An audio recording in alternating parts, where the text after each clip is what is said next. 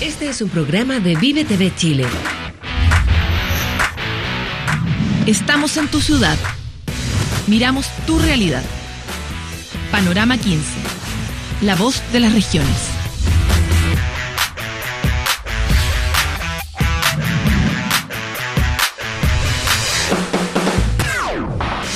Pasó la elección y ya tenemos 278 cores elegidos a nivel nacional, algo que esperábamos mucho aquí en Panorama 15 y nos preparamos mucho para ese momento. Pues bien, ahora viene el momento de exigirles a ellos que cumplan con la voluntad regional de desarrollo y con que ellos sean nuestros representantes para definir cuáles van a ser las inversiones y dónde se van a poner los focos en las regiones en las que estamos pidiendo que nos representen. Para analizar los resultados de esta elección, son muy importantes para cómo se van a ir desarrollando en el futuro nuestras propias regiones, que hoy día vamos a hablar con Camilo Vial de Subdere. Bienvenidos todos, aquí comenzamos Panorama 15. Panorama 15, la voz de las regiones. Es un pésimo déjà vu porque en la región del Biobío hoy aparece una seria denuncia contra una empresa por contaminación de un humedal en Talcahuano que estaría haciendo desaparecer a la fauna de la zona, donde principalmente habitan aves como los cisnes de cuello negro. No ha sido una buena década para estos cisnes y Andrea Parra nos trae el detalle del informe. Un área casi olvidada del Gran Concepción, si no fuera por la ruta interportuaria, muy pocos penquistas la habrían visto en persona, es el humedal de Carriel Norte, por años una reserva natural, pero que a fines del siglo pasado fue desafectada y ahora es un área de expansión urbana e industrial. De hecho, en su plano se proyectó la plataforma logística portuaria. Hoy sus restos están en peligro por culpa de inescrupulosos que aprovechan la lejanía para botar basura. Así lo denuncia la CODEF, quien desde el 2010 ha levantado la voz para que las autoridades se hagan cargo de un problema que amenaza esos reservorios de vida de flora y fauna. Los humedales no son considerados como ecosistemas, sino que como áreas que no tienen importancia dentro de la planificación urbana y por lo tanto lo que se hace siempre es rellenar. Pero se olvidan que en ese relleno, bajo ese relleno existe vida, existen diferentes aves, existen coipos, existen huevos, existen nidos, etc. Por su parte, las autoridades medioambientales reconocieron el problema y trabajan para encontrar una solución. En general, en las zonas de los humedales que tenemos en la región siempre estamos con algunos problemas porque la gente todavía no toma conciencia de la importancia de estos sectores. En Carriel Norte, Andealí, en Rocuán, en general hemos visto muchos camiones que ilegalmente van a dejar rellenos, o sea, van a dejar basura, están haciéndose relleno, y hay una supervisión que se está haciendo permanentemente y un cuidado de poder, por un lado, generar conciencia y por otro lado, estar fiscalizando la actividad que se desarrolla en estos lugares. Una zona húmeda que al parecer tiene sus días contados si la ciudadanía y las empresas no toman conciencia del daño que producen en el medio ambiente este tipo de imágenes. Andrea Parra, Panorama 15. A 2 meses de las heladas registradas en el Maule, hoy las consecuencias se traducen en escasez de algunas verduras y también altos precios para los consumidores. La recuperación ha sido lenta y la inversión hecha por los pequeños agricultores se ha visto afectada pese a contar con un apoyo económico del gobierno. Claudio Aguilar con este reporte. Los 5 grados bajo cero que se registraron en septiembre pasado en gran parte de la zona central del país aún repercuten en la agricultura del Maule. Así lo reconocen expertos que comienzan a observar productos tardíos y pérdidas significativas en los pequeños cultivos familiares. En este caso, la intensidad y el tiempo generó que finalmente el daño fuera mucho mayor. Ahora obviamente hay una escasez de plantas, hablemos de tomate, hay una escasez importante de plantines de tomate que también fueron afectados por las heladas, por lo tanto se prevé una escasez de este cultivo. Hortalizas y carozos fueron los productos más afectados de las heladas tardías. Los primeros en sentir sus efectos son los tomateros de Colín, que a las pérdidas que alcanzaron el 80% de su producción se suma una merma en la cantidad de frutos que entregan hoy las matas que lograron ser salvadas. Son las matas que quedaron, ¿no? Lo demás está perdido, que no había planta para replantarlo. Entonces tuvo que quedar así, ¿no? El daño en septiembre parecía catastrófico para la agricultura familiar campesina, pero los seguros agrícolas y el bono de emergencia aportado por el gobierno central se ha transformado en un verdadero salvavidas para los pequeños productores maulinos. Hubieron más de 2.500 afectados en el Maule y a todos ellos también el gobierno de Chile ha ido en ayuda a ellos a entregarle un bono que ha ido entre los 100.000 pesos hasta los 400.000 pesos para que ellos pudieran comprar fertilizantes, plantas, semillas y así poder rehabilitar sus cultivos. Pese a este importante aporte, la recuperación de la alicaída agricultura maulina, hoy el ingreso de productos del norte del país ha impedido que la escasa producción local alcance valores que le permita recuperar la inversión, generando un nuevo golpe para el campesino. Claudia Aguilar, Pamela Lara, Panorama 15. La llegada del agua potable es sin duda un cambio de vida para una comunidad rural y esto fue parte de lo que ocurrió por estos días en la región de Tarapacá, en Chanaballita. Arturo Arévalo estuvo con los pobladores que ven cómo se materializa un sueño anhelado por años. Por años, la comunidad de Caleta Chanaballita tuvo que proveerse de agua cada 20 días a través de camiones aljibe y pagando 400 pesos por tambor, pero el recurso se tornó insuficiente. Es incómodo te comprar agüita así porque de repente pasan los días que no los pasaban a dejar agüita. La gente que tiene un estatus social más alto cuenta con copa, fosa séptica, todas esas cosas donde implica que ellos compran más agua que los demás y varias veces dejan sin agua a los que más necesitan. Varias veces este colegio tuvo que suspender sus clases a falta de agua. Pero esta limitación tuvo su fin ya que esta semana fue inaugurada la primera planta desaladora de Tarapacá que suministra agua potable hacia todos los arranques domiciliarios de Chanaballita. Va a permitir a todos sus habitantes contar con este vital elemento y además de proporcionar agua al resto de las caletas a través del Comité de Agua Potable Rural, por lo tanto también van a generar recursos que le va a quedar a la propia comunidad de Chanaballita. Efectivamente, durante los primeros 6 meses la planta estará a cargo de la Dirección de Obras Hidráulicas del MOP. Luego serán los propios habitantes, previa capacitación, quienes se encargarán del servicio, generando oportunidades de trabajo. Nosotros, de hecho, vamos a tener que contratar un administrativo contable, para que lleve las gestiones, ¿cierto? Y todo lo que significa cobro, boleta, corte de agua en caso que no paguen, y una persona que tome las medidas de los medidores. Lo mismo que existe en la ciudad, lo hacemos acá en Chanaballita. Para el propietario de este negocio, la venta de bidones de agua disminuirá, pero a la vez comparte su satisfacción con los vecinos de la caleta. El sistema beneficiará también a los operadores turísticos de cabañas, de restaurantes, buzos, mariscadores, algueros de la caleta y además entregará agua potable a los estanques de las caletas San Marcos, Chanabaya y Chipana. En Iquique, Arturo Arévalo, Panorama 15. La incertidumbre vuelve a aparecer sobre los cielos Chilota luego de que solo un oferente apareciera en el proceso de licitación por el puente del Chacao. Un futuro cambio en la administración de gobierno pone en tela de juicio si efectivamente bajo estas condiciones saldrá adelante el anhelado proyecto. Marcelo Vera con la nota.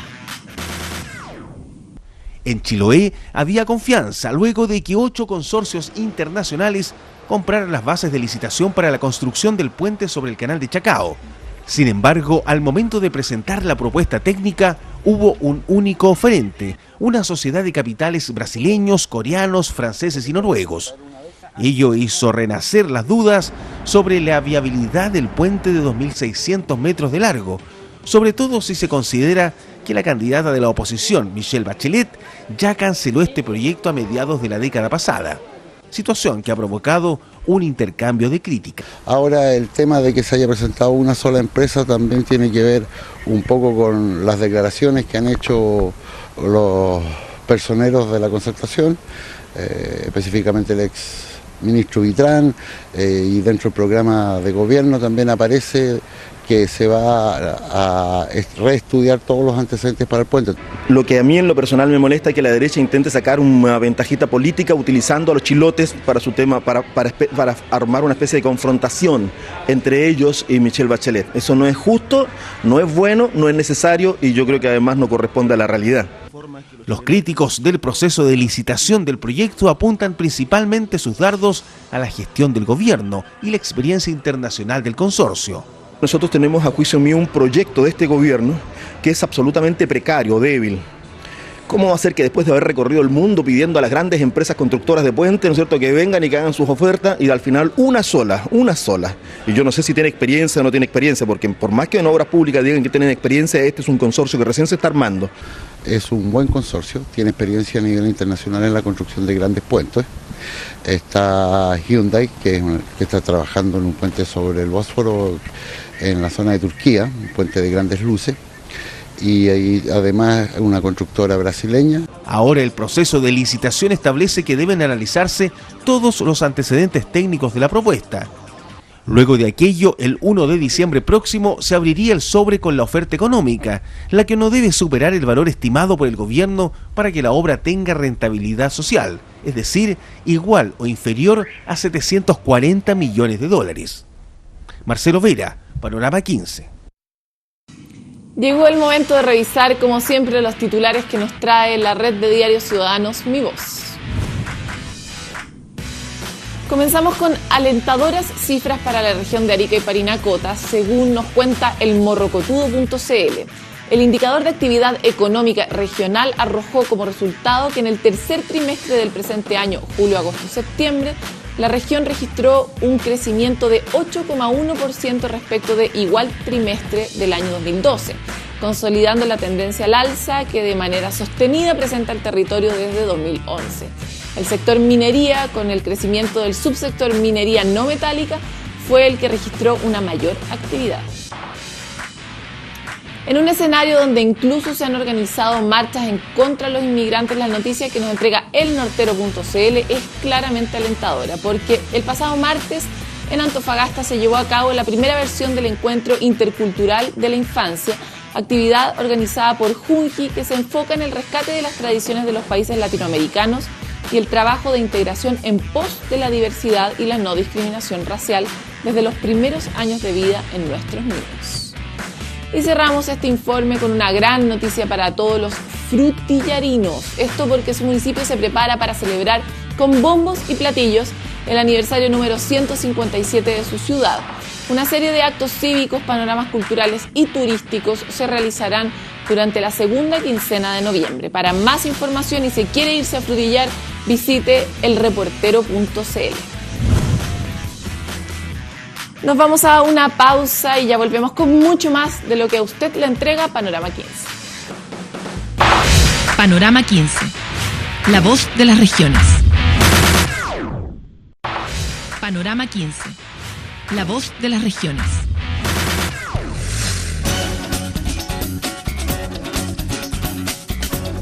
Pasó ese día tan esperado por todos nosotros, el 17 de noviembre, y junto a ese momento, un nuevo Chile está mirando cómo se va a formar a futuro. A nosotros algo que nos ha importado mucho es qué iba a significar esta elección de Cores, que era la primera vez en la historia que le íbamos a realizar. Y para analizar esto, hoy día estamos con Camilo Vial, jefe de División de Políticas y Estudios de Subdere, y agradecemos mucho que estés acá, Camilo. No, muchas gracias a ti por la invitación. Camilo, esta ha sido una elección polémica, el tema de los Cores, por muchas razones, por la difusión, por cómo se apuró la salida de la ley, etcétera, pero nos importa mucho saber cuál es la sensación que tienen ustedes post-elección respecto de cómo la ciudadanía se relacionó con este hecho concreto de que por primera vez en la historia iba a elegir a los consejeros regionales. Mira, yo creo que aquí, partiendo por lo más importante, la verdad es que es un verdadero agrado que por primera vez en la historia nosotros mismos hayamos podido escoger por primera vez en nuestra historia republicana autoridades de rango regional, como son los consejeros regionales. Muchas veces la ciudadanía desconoce el rol trascendental que tienen los consejeros regionales en el desarrollo de la región y lo resumo rápidamente, sin ir más lejos. Aprueba la distribución de alrededor del 25% promedio de la inversión pública en el territorio y eso en algunas regiones como Arica, Parinacota, Antofagasta, Aysén, Magallanes, el año pasado implicaba más del 40% de la inversión pública al desarrollo y son quienes también aprueban los planes o la planificación estratégica de la región. Así que la verdad que por primera vez hayamos podido escoger democráticamente a estas autoridades es un orgullo para el país, es un hito histórico para el país, desde la creación de los gobiernos regionales en 1992, que entraron en funcionamiento en el 93, que no teníamos un avance en materia de descentralización regional tan importante como el que tuvimos el pasado 17 de noviembre. Así que partiendo por ese solo hecho, la verdad es que yo creo que todos los que creemos en el proceso de descentralización estamos bastante contentos, independiente de qué vereda estemos. Y con los efectos. Con los efectos, a ver, lo primero, a mí me gustaría hablar de la participación. Dentro del contexto de la escasa participación ciudadana en las urnas el pasado domingo, porque hay que reconocer que el nivel de participación estuvo relativamente bajo, la participación hacia con la elección de los Cores fue bastante alta o por sobre las expectativas que teníamos. ¿ya? Solamente... Es una distinción importante. Sí, es una distinción importante. Tiene una tasa importante de blancos y nulos también. Sí, pero mira, alrededor de 245.000 votos menos tuvo la elección de Core con respecto a la presidencial. Personalmente esperaba que fuera al menos el doble o el triple de eso. Y respecto al total de votación, el 87,2% fue válidamente emitido en el caso de los consejeros regionales versus el 92 punto algo para los diputados y el 98 punto algo para la elección presidencial. Tenemos que entender que si bien es menor el porcentaje de votos válidamente emitidos, tenemos que entender que es por primera vez que escogemos a estas autoridades. Existen, primero, solamente desde el año 1992 y segundo, primera vez que lo escogimos democráticamente a diferencia del otro tipo de autoridades. Entonces ahí también hay un factor importante porque no toda la gente conoce muy bien lo que hacen los consejeros regionales. Nuestras expectativas eran que el nivel de votos válidamente emitidos fuera incluso bastante menor, rozando con suerte el 80%. ¿Ustedes se sienten satisfechos con el nivel de participación en la votación? Sí, por ese lado sí. Y con el tipo de elección que se hizo, con el tipo de personas que se eligieron, era una elección difícil porque de verdad poca gente sabía muy bien para qué estaba eligiendo lo que estaba eligiendo y tenían estas papeletas eternas de miles de millones de candidatos, entonces no era una cosa simple, digamos. ¿Cómo ustedes evaluaron las personas que efectivamente fueron elegidas, este grupo de cores electos? ¿Qué datos les arrojan a ustedes nuevos sobre cómo se va a conformar para adelante esa política? Mira, yo creo que por ahora lo que sí podemos comentar es que más del 80% de los consejeros regionales que van a asumir en marzo del próximo año son nuevos, es decir, no se repiten el plato, básicamente, ¿ya? Y eso, la verdad es que cumple con una de las expectativas que nosotros teníamos, porque uno de los objetivos de generar este proceso de elección democrática era justamente renovar las fuerzas y los liderazgos políticos a nivel territorial. La gente que no sabe, antiguamente los consejeros regionales eran escogidos mediante una votación indirecta a través de los concejales municipales. En consecuencia, eso podía suceder en un espacio entre cuatro paredes como este, ¿ya? Esto que la elección sea de cara a la ciudadanía hace que los candidatos hayan tenido que competir en unas elecciones como tal y hace que el día de mañana ellos tengan que rendir cuentas hacia la ciudadanía, ¿ya? Y el hecho que tengamos que más del 80% de los nuevos core van a ser efectivamente nuevos en esa posición, a nosotros la verdad es que nos alegra, y yo creo que en general a la gente que está interesada en las materias de descentralización y desarrollo territorial también. Ahora, hacia la otra parte de tu pregunta, yo creo que es demasiado pronto para hacer una evaluación cualitativa de cómo están conformados los nuevos consejos regionales, si están funcionando bien o mal. Primero porque todavía ni siquiera se instalan, esto va a ser en marzo del próximo año. Ni sabemos bien las funciones que van a cumplir. Las funciones las sabemos. El detalle más chico todavía está sin cerrarse, digamos. Mira, hoy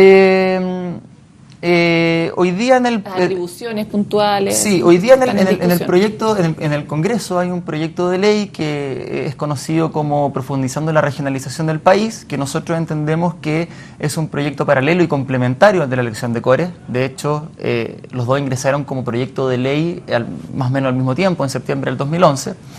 Y la verdad es que en el contexto de tener un consejo regional elegido democráticamente, este otro proyecto de ley lo que hace es fortalecer una serie de capacidades en los gobiernos regionales y en el consejo regional, por supuesto, ¿ya? Ahora, de todas maneras, se trata de un proyecto de ley que amplía las atribuciones del consejo regional y del gobierno regional, no que las disminuye, ¿ya? Ese proyecto de ley sigue estando en discusión parlamentaria. La verdad es que a nosotros nos hubiese gustado que estuviera un poco más rápido, un poco más avanzado de lo que está. Sin embargo, hace 3 semanas aproximadamente el Senado lo aprobó ampliamente en general, con 25 votos a favor y 1 en contra, si mal no recuerdo. Estamos ahora en un periodo de generación de indicaciones y hacia principios, mediados de diciembre, ya deberíamos estar pasando a la Cámara. Nuestro objetivo, y nosotros lo que tratamos de promover y presionar también en el buen sentido de la palabra, es tener ese proyecto de ley antes que entren en vigencia los consejeros regionales, ¿ya? Si no entra antes en ese proyecto de ley, se mantiene la legislación actual y se cambiará una vez que este otro entre en vigencia, pero los consejeros regionales conocen cuáles son también las atribuciones, competencias y funciones que el proyecto de ley establece. Entonces, no es que no sepan, yo creo que eso no está del todo bien entendido. Sabemos cuáles son las atribuciones actuales y sabemos cuáles son las posibles futuras. Bueno, avancemos hacia ese lugar donde yo sé que es muy pronto todavía para plantearlo, pero esta elección debiera apuntar hacia un lugar, hacia una sensación más descentralizada de Chile en general, porque lo lógico habría sido que los cores electos fueran personas que pertenecen a los territorios donde son electos o que son conocidas en esos sectores. Esa información, ¿ustedes tienen alguna idea de si efectivamente este 80% de rostros nuevos en el rol de core efectivamente representan o pertenecen más a los territorios donde son electos?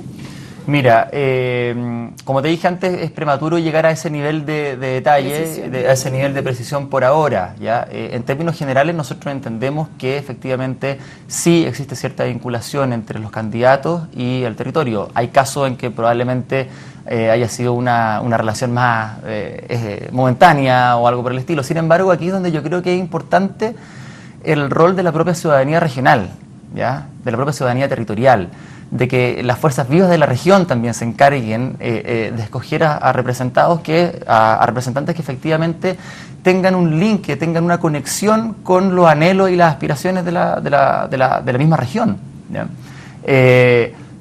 Si es que en algún territorio fue electo alguien que no corresponde a ese territorio o que puso su inscripción de vivienda en los últimos meses previo a la inscripción de la candidatura o situaciones por el estilo, es la propia ciudadanía la que tiene que sopesar ese tipo de características y evidentemente castigar a quien no nos representa del todo. Camilo, tú perteneces a esta división de Subdere y entre las atribuciones o entre los roles que se le piden a la división en que tú trabajas está procurar generar mejorías en torno a la situación, digamos, descentralizadora de Chile o proponer mejorías para descentralizar más Chile. ¿Cuál es tu evaluación del estado de la descentralización en Chile y cuáles serían, ahora que se está terminando un poco este periodo, las cosas que tú crees que son necesarias, inmediatas y pendientes en la tarea descentralizadora? Sí, mira, yo creo que tampoco no nos tenemos que generar una sobredosis de expectativas respecto a lo que ha pasado. Nosotros, si es que miramos la foto general, Chile es un país altamente centralizado. Éramos el único país de Sudamérica al menos y probablemente también de América Latina de que no escogíamos ningún tipo de autoridad a nivel regional de manera democrática, que nuestros indicadores de descentralización fiscal, si bien han ido mejorando, todavía son comparativamente bajos con el resto de la región, etcétera. En consecuencia, bueno, y eso tiene una conexión directa también con nuestro ADN histórico-político, a fin de cuentas. Desde los comienzos de nuestra historia republicana hasta el día de hoy, salvo un ensayo federalista, hemos sido un país altamente centralizado, y no solamente políticamente, sino que económicamente, demográficamente, socialmente, etcétera, ¿ya? Entonces, dentro de ese marco de país muy centralizado y que en consecuencia aún nos falta mucho por avanzar, los logros generados ahora, pero que también se toma la posta de procesos anteriores, son bastante relevantes. El 2003 fue la primera vez que se inició, desde el punto de vista parlamentario, una iniciativa legal para escoger democráticamente a los consejeros regionales. Nos demoramos 10 años en eso. 10 años en eso. Es un tremendo avance, son tremendos pasos hacia adelante, pero no suficientes para, de verdad... Las perspectivas son menores finalmente también. Claro, es decir, el marco general, seguimos siendo un país bastante centralizado, hemos dado pasos muy importantes hacia adelante, sin embargo todavía quedan algunos pasos más para dar. Y concretamente a lo que la segunda parte de la pregunta. Uno, porque estamos cerrando ya el tiempo de la entrevista, vale. Pero cuéntanos uno o dos temas pendientes así urgentes para el próximo mes. Uno, hacer un seguimiento al desempeño de los nuevos cores. Yo creo que eso es vital, hacer un seguimiento, hacer capacitación. Los cores, con la entrada del próximo proyecto de ley, que una vez que sea aprobado, van a tener funciones mucho más específicas en materias de planificación regional, fiscalización, etcétera. Allí hay que hacer un trabajo muy importante. Dos, el proyecto de ley que te comenté al comienzo de esta entrevista. Y tres, nosotros desde hace 4 años atrás venimos desarrollando los planes regionales de ordenamiento territorial, los PROT, que generan un link directo entre lo que la región planifica y lo que finalmente invierte, que antes estaba bastante disociado. Esos van a estar completamente listos hacia fines de este año, principios del próximo, y ahí también hay una aposta que el día de mañana se tiene que tomar y se tiene que gestionar correctamente para que efectivamente la región de una manera autónoma pueda tomar sus propias decisiones y darle continuidad en el tiempo más allá de los gobiernos. Exactamente, si esto se trata más que de gobierno, se trata de una política de Estado. Camilo, se nos acabó el tiempo. Hablaremos contigo otra vez sobre estos temas en particular. Muchas gracias por estar hoy día en Panorama 15. Si me invitan, yo encantado. Muchas gracias a ti por la entrevista. Con Yapa nos fuimos con la tercera propuesta de Camilo respecto de las tareas pendientes que tiene la descentralización. Quisimos dar una mirada general sobre esta elección que hemos anunciado tantas veces en Panorama 15, de la importancia que tiene y de qué es lo que usted le va a poder exigir a los cores que fueron electos, a uno de los 278 cores que fueron electos. Así que esté atento en su región para fiscalizar lo que necesita para que su región sea una mejor, más grande y más desarrollada región. Muchas gracias por estar hoy día con nosotros y nos vemos en un próximo capítulo. Este es un programa de Vive TV Chile. Estamos en tu ciudad. Miramos tu realidad. Panorama 15. La voz de las regiones.